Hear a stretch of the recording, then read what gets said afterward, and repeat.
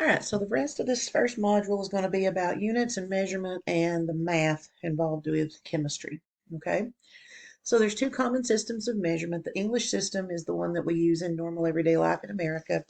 It's going to be feet, inches, pounds, miles, that kind of thing. The metric system is what we use in science. And we actually use something called the International System of Units, or the SI system, System International.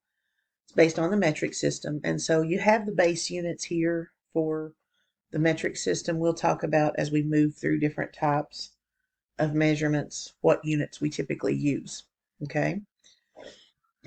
So mass, real quick here, is a measure of the amount of matter in an object, not the same thing as weight. Weight is a force measurement. It's the force of gravity on an object.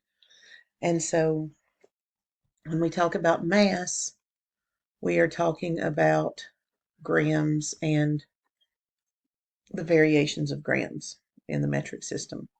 Okay. Temperature is a measure of the amount of kinetic energy of the atoms and molecules that compose the matter. So the temperature is directly related to the motion of the particles. Remember, we talked about solids having very little motion, liquids having more, gases having the most. So as the temperature rises, we go from solid to liquid to gas.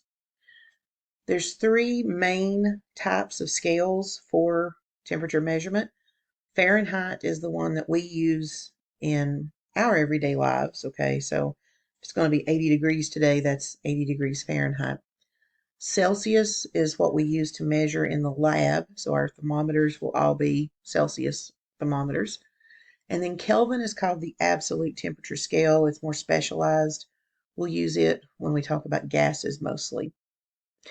So to convert between those, if you want to get the Celsius temperature from the Fahrenheit temperature, so if we want to get degrees Celsius, we take the Fahrenheit temperature, subtract 32 from it, and divide it by 1.8.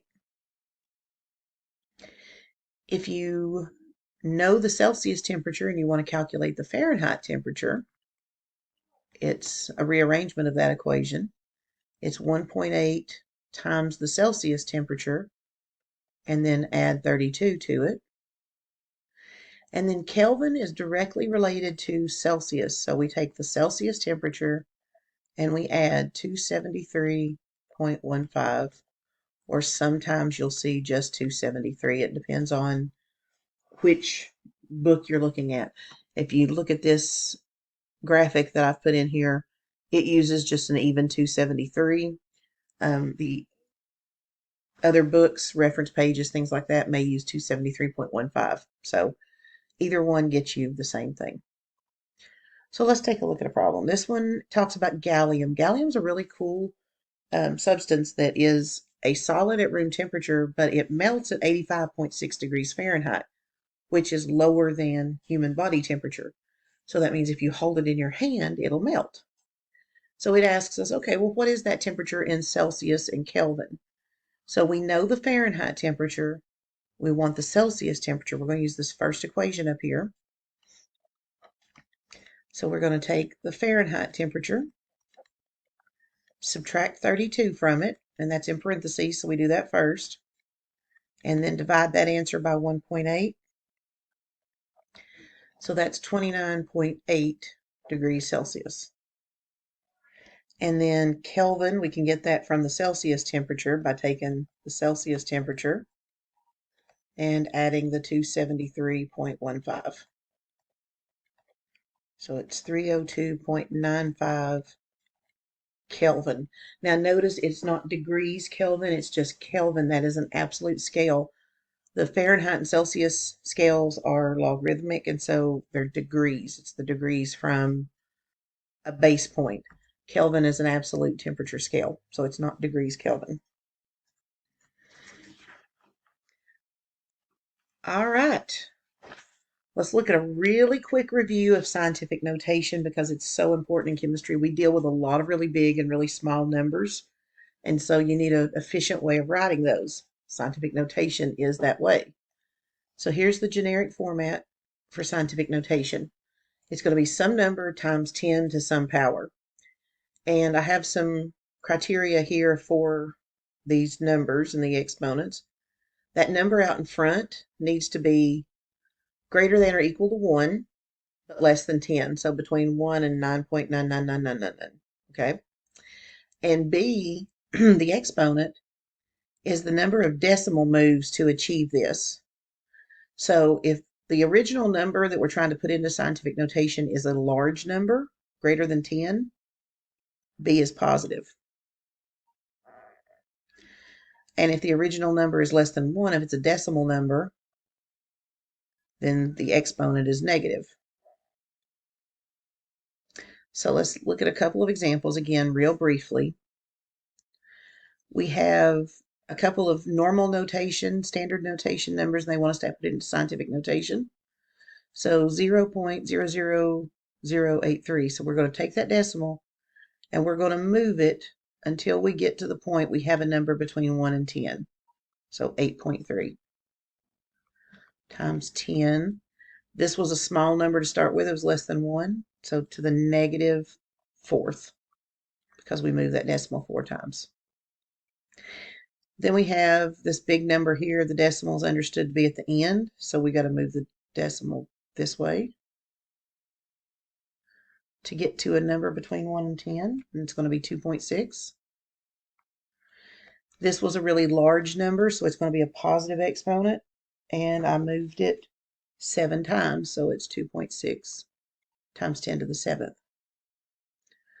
To go the opposite direction, if we have the number in scientific notation and we want to put it into standard, if the exponent is positive, we're moving it to the right. We're moving the decimal to the right to make the number bigger.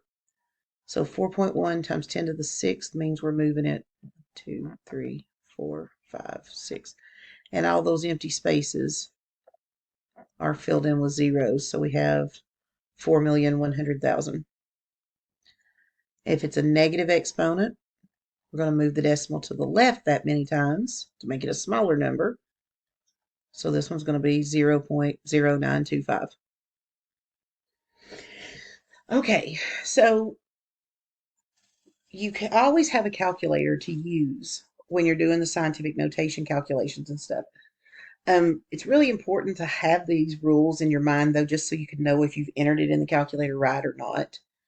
If you're adding or subtracting numbers that are in scientific notation, they have to be in the same exponent. So to be able to add them in scientific notation, if you're adding a something times 10 to the third to something times 10 to the fourth, you need to change one of them to the other's exponent. And then you can just add the numbers out front.